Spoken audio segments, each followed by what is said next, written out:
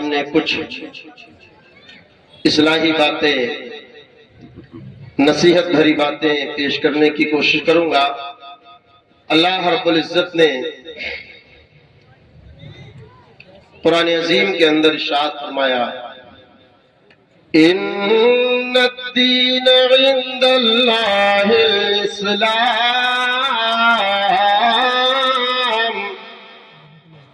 اللہ پاک فرماتا ہے کہ اللہ تعالیٰ کے نزدیک سب سے پسندیدہ دین اگر کوئی ہے تو وہ دین اسلام ہے۔ ادیان سابقہ کو بھی اللہ رب العزت نے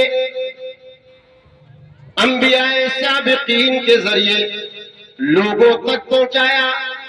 دین موسوی بھی آیا، دین عیسوی بھی آیا، ملت ابراہیمی بھی آئی، لیکن اللہ فرماتا یہ بھی دین ہے، لیکن میرے نزدیک سب سے پسندیدہ اگر کوئی دین ہے تو وہ دین اسلام ہے۔ اللہ اکبر۔ جب اللہ تعالیٰ نے ہمیں اور آپ کو دین اسلام عطا فرما دیا، وہ مقدس مطہر منور پاکیزہ دین کہ جس دین کے اندر ہمیں شب و روز گزارنے کے طریقے بیان کیے گئے، ہمیں تجارت کرنے کے سلیقے بیان کیے گئے، ہمیں کھیت و کھلیان کے طریقے بتائے گئے، چلنے بیٹھنے اٹھنے کھانے پینے کے ہمیں اور آپ کو طریقے بیان کیے گئے، لیکن پھر جب اللہ کے رسول کریم صلی اللہ تعالیٰ علیہ وآلہ وسلم نے اپنے اعمال کے ذریعے، اپنے اقوال کے ذریعے، اپنے افعال کے ذریعے ہم تک تمام طریقے زندگی گزارنے کے جب پیغمبر اسلام نے ہم تک پہنچا دیے ہیں، تو اب ہم دوسروں کے کلچر کے پیچھے کیوں پڑ گئے ہیں؟ ہم دوسرے لوگوں کا اقتدار کیوں لے رہے ہیں؟ ہم دوسرے لوگوں کی صحبتیں اختیار کیوں کر رہے ہیں؟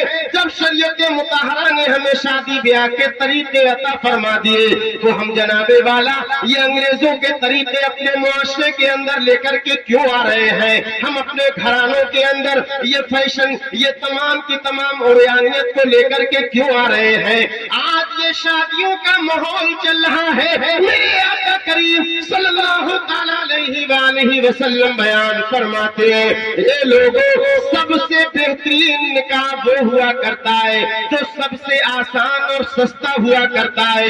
اللہ اکبر۔ میرے آقا بیان فرما رہے ہیں، اے لوگوں جب تم اپنے بچوں کی شادیاں کرو تو جب لڑکی کا انتخاب کرنے کے لیے جاؤ تو میرے آقا نے بیان فرمایا، اے لوگوں تم لڑکی کے حسن و جمال کو نہ دیکھنا، تم اس کے خاندان کو نہ دیکھنا، تم اس کی زمین اور جائیداد کو نہ دیکھنا۔ صحابہ نے عرض کیا تھا، یا رسول اللہ جب ہم اپنے بچوں کی شادیاں کرنے کے لیے چلے تو ہم کون سی چیز کو دیکھیں؟ تو میرے آقا نے فرمایا تھا، فَاظْفَرْ بِذَاتِ الدِّینِ۔ اے لوگوں تم دیندار لڑکیوں کا انتخاب کرنا، تم دیندار بچیوں کو دیکھنا۔ لیکن اللہ اکبر، آج ہم جس معاشرے کے اندر رہتے ہیں یہ ہماری مائیں بہنیں لڑکیاں تلاش کرنے کے لیے جایا کرتی ہیں تو لڑکیوں کے اندر ہزار عیب نکال دیا کرتی ہیں۔ اللہ اکبر، آج یہ خرچے اتنے بڑھ گئے کہ لڑکی والا اپنی لڑکی کو سوارتے سوارتے بناتے بناتے اس کے میک اپ کراتے کراتے پریشان ہے، اور یہ بہنوں کا جھنڈ اور یہ پھوپھیاں اور یہ خالائیں اللہ اکبر تمام کے تمام خرچے کرانے کے بعد میں آخر میں کہہ کر کے آتی ہے کہ ہم گھر پر جا کر کے جواب دیں گے، یہاں پر تو نے اس کا جنازہ نکال دیا، اس نے نہ جانے کتنا خرچ کر لیا تھا تمہیں راضی کرنے کے لیے، لیکن آپ نے ان کو راضی نہیں کیا۔ اگر دیندار لڑکی مل جائے، توجہ ادھر، اگر دیندار لڑکی مل جائے تو لڑکے کی بہنیں پھوپھیاں خالہ کہتی ہیں بڑی سیدھی ہے، بڑی سیدھی ہے، بھیا کے مطلب کی نہیں، ہمارے بھانجے کے لائق نہیں۔ اور اگر وہی لڑکی مل جائے، پرکٹی مل جائے، 1-1 انچ 2-2 انچ پٹی کی ہوئی ہو چہرے پر، اسکرٹ پہنی ہوئی ہو تو جناب والا چاروں طرف سے اشارے کیے جاتے ہیں، یہ ہمارے بھائی کے لیے پرفیکٹ ہے، یہ ہمارے بھانجے کے لیے اوکے ہے۔ یہ لوگوں جبکہ مصطفیٰ کریم بیان کر رہے ہیں کہ تم اپنی بچوں کا جب نکاح کرو، جب ان کی شادیاں کرو تو دیندار لڑکیوں کا انتخاب کرو، تو ہم نے دین کو بالائے پشت ڈال دیا۔ آج سب سے پہلی اگر ہماری کسی پر نظر ہے تو ہے مال پر، کہ یہاں سے مال کتنا ملے گا، مال، اور اس مال نے، اس جہیز نے، اس جہیز کی ڈیمانڈوں نے لڑکیوں کی اتنی عمریں کر دی ہے کہ لڑکیاں بڑھاپے کی زندگی گزارنے کے لیے لگے۔ حضور فرما رہے ہیں کہ تم نکاح آسان کرو، زنا کو دشوار کر دو، لیکن ہماری قوم نے اس کا الٹا کر دیا کہ زناکاریوں کو آسان کر دیا اور نکاح کو دشوار کر دیا۔ اے لوگوں، ہم نے نکاح ویسے ہی پہلے سے دشوار بنا رکھے تھے، آج ہماری شادیوں میں دیکھو، آج ہمارے گھروں پر جو شادیاں ہو رہی ہیں، ہم ان شادیوں کے موقع پر نہ جانے کیسی کیسی خرافات کو جنم دینے لگ گئے ہیں۔ کبھی ہمیں خرافات نکال کر کے لا رہے ہیں، وہ ہلدی کے نام پر لے کر کے آتے ہیں، کوئی خرافات مہندی کے نام پر لے کر کے آتے ہیں، کوئی منہ دکھائی کے نام پر لے کر کے آ رہا ہے، کوئی اللہ اکبر میرج حال میں جوان جوان بیٹیاں دولہا اور اس کے لچے لفنگے لڑکوں کا، دوستوں کا استقبال کرتی نظر آ رہی ہے۔ کیا یہی اسلام نے کلچر دیا ہے کہ ہماری جوان بیٹیاں شادی کے موقع پر دولہا اور اس کے گنڈے لوالی کا استقبال کرے؟ اسلام تو یہ پیغام دیتا ہے کہ کوئی لڑکی غیر محرم کے سامنے تک نہ جائے، لیکن ہم نے کیا کیا؟ اپنی عزتوں کو نیلام کر دیا۔ ہمارے معاشرے میں شادیاں پہلے ہی سے دشوار، اب ہم ایک نئی رسم نکال کر کے لائے جو کہاں سے چلی، جو غیر مسلموں سے آئی ہمارے معاشرے کے اندر، جو دوسرے ملکوں سے آئی ہمارے معاشرے کے اندر۔ ہماری ماں بہنوں نے سیریل میں دیکھا، ناٹکوں میں دیکھا، فلموں میں دیکھا، ہلدی رسم۔ آج اس ہلدی رسم نے قوم کا بیڑا غرق کر دیا۔ اب ایک غریب محتاج مزدوری کرنے والا انسان شادی اور ولیمے کے کپڑے مشکل سے بنا پاتا تھا بچوں کے، اب اس میں لا دیے ہلدی کے پیلے کپڑے لانا ہے، پیلے۔ اب پورے گھر کو پیلا کر دیا جا رہا ہے۔ اب کوئی چیز آج کالی نیلی ہری نظر نہیں آئے گی۔ چادر پیلی کر دی گئی، دیواروں کو پیلا کر دیا گیا، چھوٹے بڑے نے سب نے پیلا لباس پہن لیا۔ اب یہ لباس مینا بازار میں جا کر کے کوئی 3500 کا لاتی ہے، 4000 کا، 5000 کا، 2 3 ہزار کے یہ سوٹ آنے لگے۔ ان بچوں کے بھی اب پیلے ہی کپڑے بنیں گے، اور کپڑے ہی پر خیر نہیں ہو رہی ہے، کپڑے ہی پر ابھی کام پورا نہیں ہوا ہے، بلکہ اس میں گنڈا گردی، ناچ گانے، تماشے، غیر محرموں کا اختلاط، یہ تمام چیزیں آج ہمارے معاشرے کے اندر، جیسا ہم نے پاکستانی سیریل میں دیکھ لیا، بلے لگا لگا کر کے، چٹے لگا لگا کر کے، لائنیں لگا لگا کر کے، پوری خرافات جو اغیار میں غیر مسلموں میں تھی آج ہمارے معاشرے کے اندر۔ تو شادیاں آسان کیجئے، یہ مہندی اور ہلدی کی رسم کا خاتمہ کیجئے۔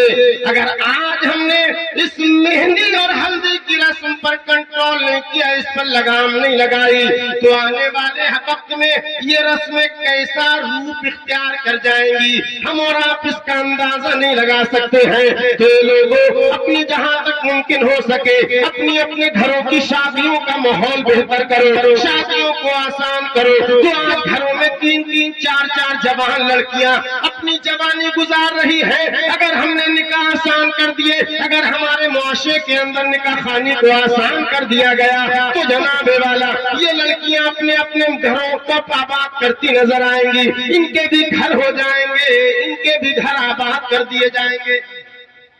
لیکن آج بوڑھے اور بڑھیا کے اتنے دماغ خراب ہیں، کہیں رشتہ دیکھنے جا رہے ہیں، میرے لڑکے کو فلاں جگہ سے کار مل رہی تھی، کار، لیکن نہیں کیا ہے صرف تمہاری محبت میں۔ بیٹھ جاؤ، توجہ ادھر دیکھو۔ دیکھیے جو بھی آپ کو کرنا ہے وہ علامہ صاحب کی تقریر کے بعد ہی کرنا ہے، اس سے پہلے دستار بندی ہونی ہے، اس کے بعد جو بھی آپ کو نوازنا ہے وہ نوازیے گا، ابھی بیچ میں خلل نہ کرے، حضور کا ذکر ضروری ہے۔ تو یہ لڑکے والے بورا گئے اللہ اکبر ڈیمانڈیں کرنے لگے، لمبی لمبی فہرستیں دے رہے ہیں کہ ہمیں یہ بھی چاہیے، وہ بھی چاہیے، یہ بھی لیں گے، وہ بھی لیں گے، اور کچھ تو اتنے مہذب فقیر ہیں، مہذب، پوری لسٹ دینے کے بعد میں کہیں گے ہم کچھ نہیں مانگ رہے، جو بھی دو گے تم اپنی بیٹی کو دو گے، سب کہہ بھی دیا، اسے کہتے ہیں مہذب فقیر۔ تو یہ لوگوں یہ ڈیمانڈیں ختم کیجیے۔ افسوس ہوتا ہے کہ ماں باپ لڑکی والے نیند کی گولیاں کھا کھا کر نیند لے رہے ہیں، سو رہے ہیں، کیوں؟ اس لیے کہ وہ بستر پر لیٹے، 3 لڑکیاں ان کے آنگن کے اندر گشت کرتی نظر آتی ہیں۔ یہ باپ ان 3 لڑکیوں کو دیکھتا ہے کہ میں ان کے لیے جہیز کا سامان کہاں سے لاؤں گا، 400-500 لوگوں کی بارات آئے گی، میں ان لوگوں کو کھانا کہاں سے کھلاؤں گا۔